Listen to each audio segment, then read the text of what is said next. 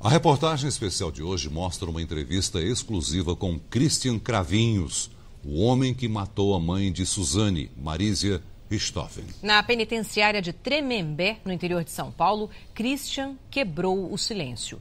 Contou detalhes do crime, do arrependimento e da esperança de ser contemplado com o regime semiaberto, aquele em que o preso apenas dorme na cadeia.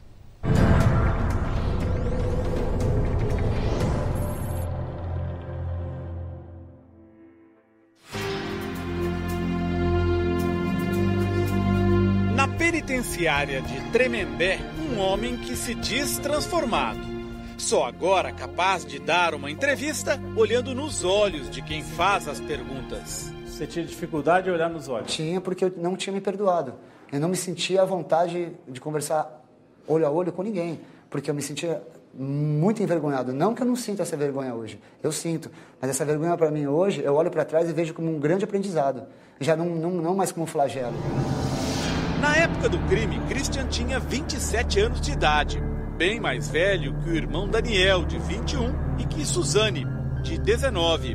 Eu me senti muito mais culpado do que todos, porque eu era o mais velho. Então eu, de certa forma, teria que ter tido muito mais a maturidade do que eles, e eu não tive. E isso pesou para mim durante muitos anos. Enquanto Daniel batia no pai de Suzane, Manfred, Christian matou Marísia, a mãe, com golpes de uma barra de metal. O ferimento nos dedos de Marísia, segundo a polícia, indica que ela acordou depois do primeiro golpe na cabeça. A jarra com água no criado mudo e as toalhas foram usadas pelos cravinhos para sufocar as vítimas enquanto agonizavam. Acho que qualquer pessoa que sã e sabe o que está fazendo nunca faria aquilo. O que eu fiz não tem adjetivos para qualificar. Cada um pode falar uma coisa. Eu nunca vou achar que foi o suficiente. Porque aquilo foi muito feio, foi muito ruim, foi cruel. Nem eu, nem o Daniel e nem Suzane temos direito de tirar a vida de ninguém. O corpo tatuado e a postura na delegacia marcaram a imagem de Christian como arrogante e interesseiro. O promotor do caso diz que Christian acabou acelerando a elucidação do crime. O Christian, inconsequente, imaturo, teria o objeto de desejo dele, que foi aquela moto, que no final das contas acabou desencadeando toda a elucidação do crime, muito embora também ele, Christian, não tenha aguentado o peso desse segredo. No dia seguinte ao crime, Christian comprou uma moto usando dólares que estavam na casa da família Richthofen. Mas ele rejeita a acusação de que agiu por dinheiro, feita pela defesa de Suzane. Claro que a gente não tinha o mesmo nível social que ela. Isso está muito bem claro. Mas também nós não éramos... Também nos faltava nada. Tanto que eu viajei praticamente o Brasil inteiro. O meu irmão, como aeromodelista, viajou para um monte de país. E não pense que a Federação Brasileira de Aeromodelismo paga, porque eles não pagam nada. Isso aí é patrocínio de patrocínio. Meu pai bancou essas viagens para a Suíça, para a Ucrânia, para Rafaela, para a Argentina. Por exemplo, a Suzane é a galinha dos ovos de ouro. Eles queriam o dinheiro dela. Negativo. Christian foi o primeiro a confessar e na reconstituição do crime se emocionou. Lembrar daquilo tudo na reconstituição realmente foi tão pesado quanto. Porque quando você está ali, você está voltado a uma emoção muito grande, você não sabe o que você está fazendo. Na verdade, todas as coisas que são feitas ali é totalmente feita através de uma emoção até maligna, porque você está tomado de um monte de sentimentos ruins. De desespero, de angústia, de aflição, de não querer fazer e estar ali, você fica completamente... Agora, quando você já está mais calmo, passa-se algum tempo e você vai mexer nessa ferida, isso dói de verdade, machuca, porque você sabe que você não queria ter feito aquilo. A batalha judicial acabou separando irmãos que sempre foram muito próximos. Christian e Daniel estão na mesma penitenciária, mas já não dividem cela e nem se falam. O motivo da discórdia é a estratégia de defesa. O objetivo dos dois irmãos agora é o mesmo: conseguir um regime semiaberto, aquele em que o preso que estudar ou trabalhar só dorme na cadeia. Christian trocou de advogada. Eu diria que ele está totalmente ressocializado, mesmo porque os laudos estão indo a favor dele nesse sentido. O jovem aventureiro, fã do paraquedismo, trocou a bateria do rock pela dos cultos ecumênicos na cadeia. O primeiro ano, eu achava que eu não ia nem sobreviver. Assim, eu não tenho medo de confessar que por muitas vezes eu pensei em me matar. Eu faço parte daquelas pessoas que fizeram uma porcaria na vida. Que por um segundo da vida acabou com a vida dele. Como no meu caso, eu acabei com a minha vida por uma fração de 10 minutos. O que significa isso pra você? Ele atribui a mudança à mulher com quem se casou depois de preso. Com ela eu aprendi realmente o que significa o amor. Amor comparado com uma mulher. É o respeito, o carinho, é o sofrer, é estar perto, é a consciência, é como a Bíblia fala, é dois em uma carne só. Então, ela realmente mudou minha vida também, mudou muito minha vida. Ficou na memória de todos os que acompanharam o caso de perto 10 anos atrás.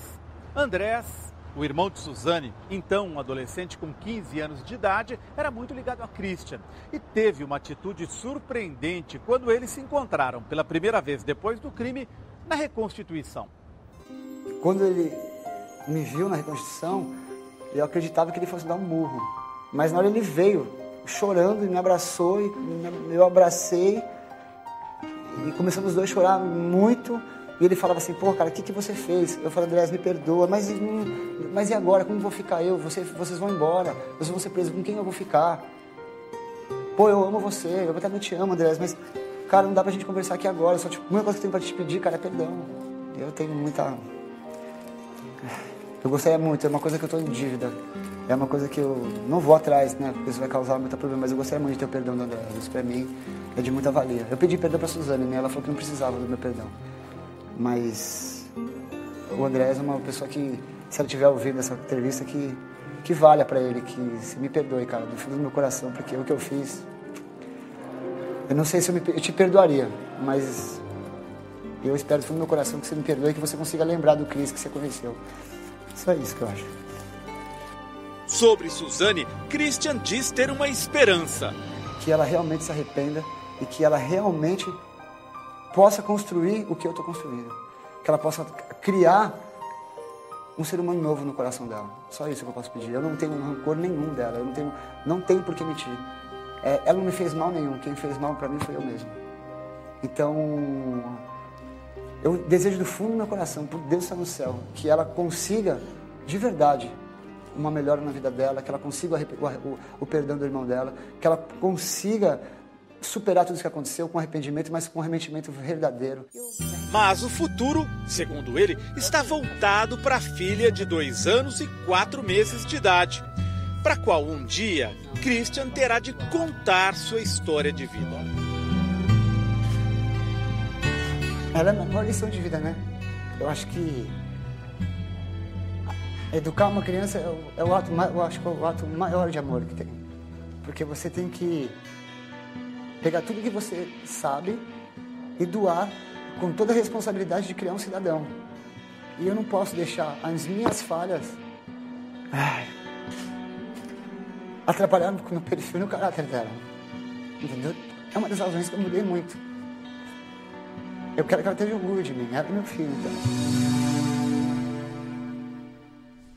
Amanhã, documentos mostram que Suzane recebeu pensão pela morte do pai, Manfred Richthofen, as propriedades que ela pode herdar da avó e ainda a briga com o irmão pelos bens do cofre lacrado pela justiça. Você não pode perder.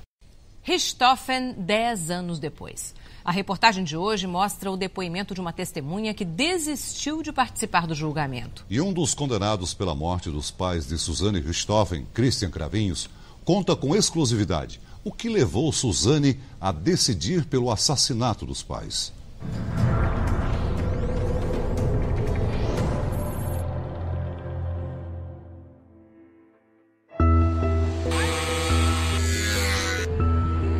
Autocontrole, atenção aos detalhes, capacidade de planejamento.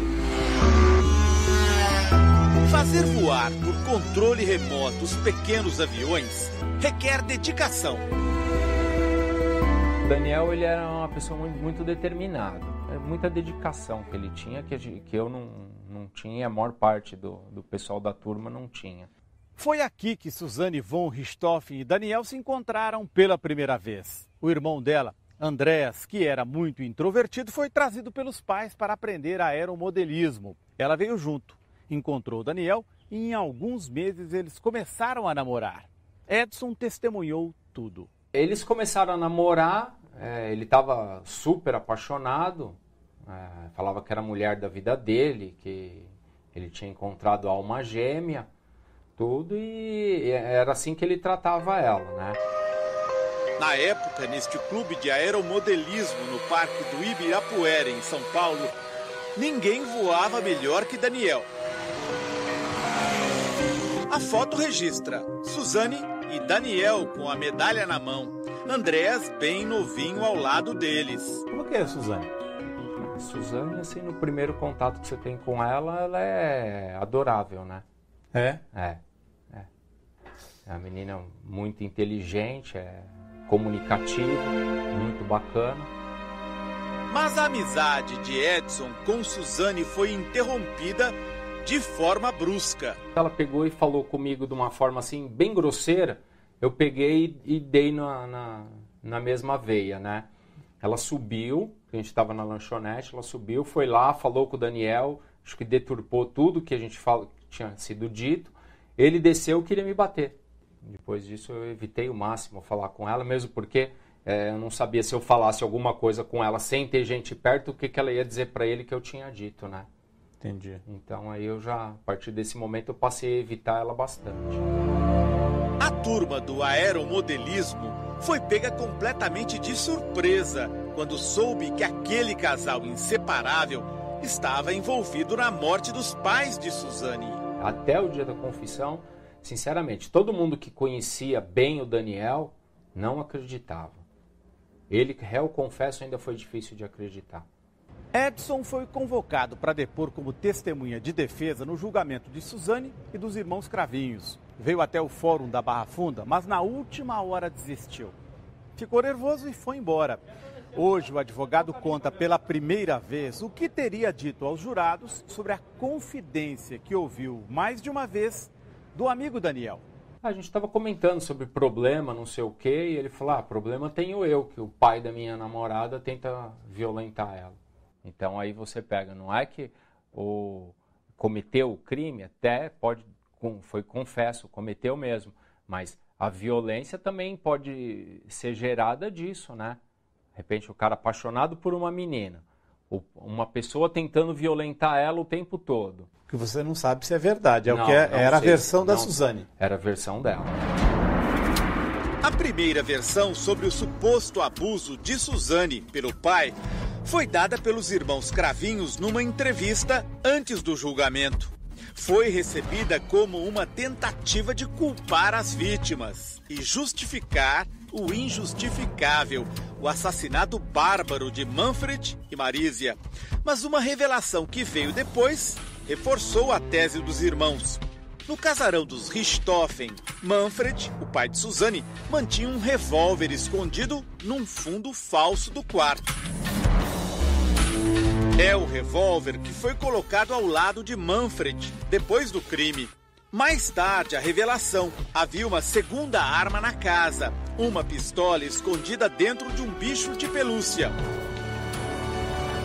A defesa de Suzane diz que Daniel deu a arma a Andréas. Andréas diz que a arma pertencia a Suzane. Os irmãos Cravinhos alegaram que a pistola era para ser usada se Manfred, o pai, tentasse mais uma vez abusar da filha. No processo não há nada que sustente a versão do abuso. Na entrevista exclusiva que deu ao Jornal da Record, Christian Cravinhos acrescentou um novo olhar. A denúncia que ele e o irmão dele sustentaram antes e durante o julgamento. Ela disse para mim que era estuprada pelo pai. Isso eu nunca vou negar. Não existe motivo. Nem esse motivo, para mim, mesmo que ele fosse verdade, que hoje também não acredito mais. Naquele passado eu até acreditei. Mas hoje eu acho que é mentira dela também. Ela mentiu para você? Para mim, hoje eu tenho certeza absoluta que é mentira. Hoje eu tenho total ciência que 2 pessoas inocentes foram machucadas. Para mim ela mentiu, não só para mim, como para o meu irmão. Porque uma pessoa que o pai a estupra, por que ela esconderia isso em plenário? Se ela disse para nós que o real motivo da raiva dela era pela falta do estupro, então por que esconder isso da justiça? E depois falar que era meu irmão, ou eu, ou meu pai, mentor intelectual, ou porque a gente queria dinheiro? Desculpa. Suzane nunca confirmou as confidências que teria feito a Daniel e Christian. Sempre negou o abuso. Esta ex-detenta conviveu 3 anos com ela na cadeia. E estranhou a enorme distância emocional de Suzane em relação aos pais. O que marcou mais foi quando passava a morte dos pais, ela sorria, né? E aquilo indignava, né? Acho que até mesmo as pessoas que não tinham nada a ver com isso se indignavam com essa reação dela. Percepção que a delegada do caso também teve. Fria emotivamente. Ela não se emociona com facilidade. Nem no momento em que tomou conhecimento da prisão, nada. É uma pessoa distante emocionalmente falando. Foi como ela se apresentou há 10 anos atrás. Edson, o confidente do namorado de Suzane, só tem uma certeza. Para ele, Daniel foi usado como arma num acerto de contas. Pela convivência que eu tive com ele, que não foi pequena, ele foi manipulado. Ele foi uma arma que ela usou para matar os pais. E começa agora no Portal R7 um bate-papo com o repórter Luiz Carlos Azenha. E você pode fazer perguntas. Participe, r7.com. Richthofen, 10 anos depois. Na última reportagem da série especial, o Jornal da Record mostra com exclusividade a correspondência trocada entre Suzane e o namorado Daniel antes do crime. Você vai conhecer agora os detalhes da história de amor entre 2 adolescentes que terminou em tragédia.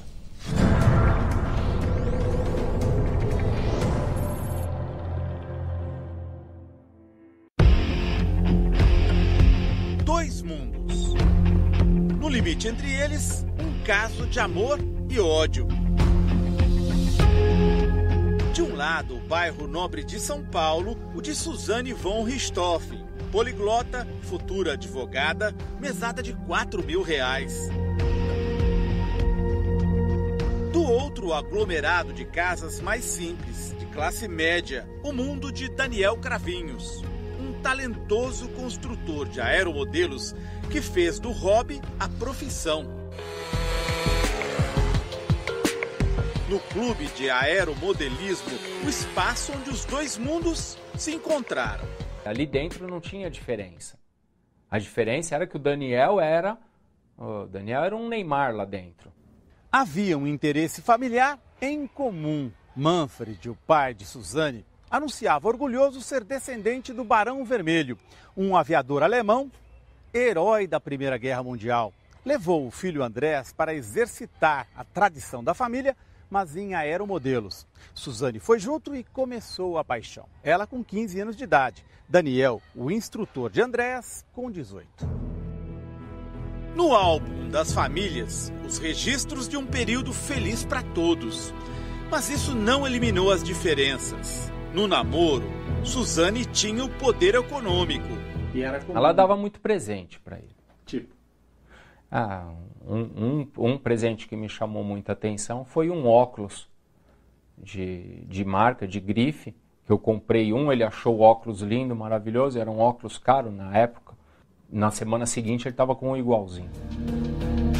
Na casa de Suzane, o orgulho germânico da origem nobre, talhado bem na porta de entrada, o brasão da família, de 1561. Estas cartas são documentos públicos trazidos para o processo pelos advogados de defesa. Numa delas, Suzane escreve que Daniel era mais que um namorado, um pai, um irmão, um amigo, um companheiro, meu marido.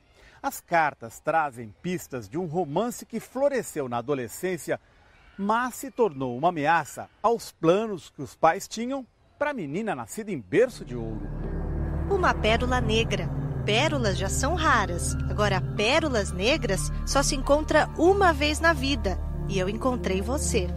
Escreveu Suzane a Daniel. O que me chamou a atenção, né? Ele chama de pérola negra, no sentido assim, é uma pérola muito especial, mas não sabemos se ali tinha um comportamento obscuro, né? tinha uma coisa assim, que eu penso numa linguagem de uma menina apaixonada, um pouco infantilizada para a idade dela, né? Mas que tinha toda aquela sedução mesmo da paixão. Neste trecho. Você é um anjo, meu anjinho da guarda. Nesta outra carta, quase um presságio. Foi Deus que nos uniu e ninguém vai nos separar, para sempre. No quarto de Daniel, o amor pelos aeromodelos passou a ser dividido com Suzane. Depois que ele começou a namorar com a Suzane, aí ele deu uma relaxada. Ele já não se dedicava tanto, já não produzia tanto, começou a ficar bem mais disperso, ficou tipo uma vida dupla. A prioridade passou a ser a Suzane, o resto acabou ficando em segundo plano. Tanto que depois de um tempo, ele já nem participava mais tanto dos campeonatos, não obtinha mais os mesmos resultados. As fotos mostram que Suzane e o irmão André se integraram à família Cravinhos. Era quase uma segunda casa.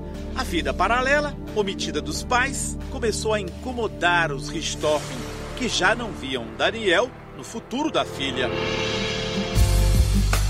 Na entrevista que deu ao Jornal da Record, Christian Cravinhos só demonstrou ressentimento quando a diferença social entre as famílias foi apontada como motivo do crime.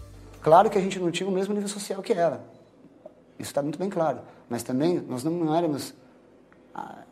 Também nos faltava nada. Se fosse como a própria imprensa passa, meu irmão teria condições de ir para a Argentina, para a Rafaela, para ir para a Suíça, ir para Zurique. Porque só um avião do meu irmão custa $5 mil. Não que nós sejamos ricos, mas espera aí. Mas também não ao ponto do que a mídia passa. Por exemplo, a Suzane é a galinha dos ovos de ouro. Eles queriam o dinheiro dela. Negativo. Dia das Mães 2002. Um episódio grave aconteceu. Suzane, depois de uma discussão, xingou o pai. Levou um tapa no rosto. Saiu de casa chorando e dizendo que não ia mais voltar. Voltou. Disse que o romance com o Daniel tinha terminado. Tirou a aliança de compromisso do dedo. Mas o namoro continuou clandestino. Nas cartas, o lamento de Suzane. Ninguém vai conseguir nos separar.